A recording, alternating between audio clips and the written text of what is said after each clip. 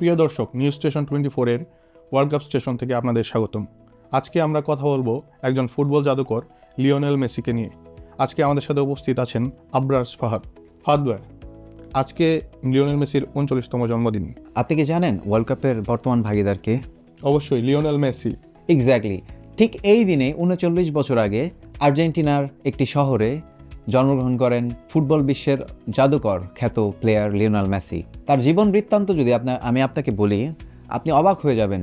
এটাকে বলা হয় রিয়েল লাইফ একটা এক্সপিরিয়েন্স। কারণ লিওনেল মেসি যখন ছোট সময়ে তার গ্রোথ হরমোনাল ডিজিজ দেখা দিয়েছিল এবং তার ফ্যামিলির যে পোটেনশিয়াল ছিল, এক্ষেত্রে তার চিকিৎসার খরচ সহ বাকি যে যাবতীয় খরচ এগুলা চালানো খুবই মুশকিল সাধ্য একটা কাজ ছিল।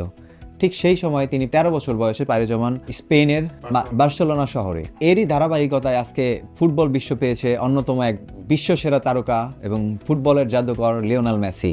লিওনেল মেসি তিনি তার 39 বছর বয়সে সর্বোচ্চ ট্রফি অর্জন করেছেন। এক্স্যাক্টলি। তো ওনার এতগুলো ট্রফির ভিতরে সব থেকে দামি ট্রফি কোনটি বলে মনে করেন?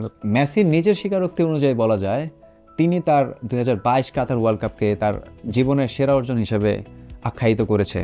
এছাড়াও তার যে ব্যালেন্ডিয়র রয়েছে 8টি, আমরা ধরে নিতে পারি মেসির যে পারফরমেন্স তাতে উনি 9 নম্বর ব্যালেন্ডিয়রের খুব সন্নিকটেই থাকবেন।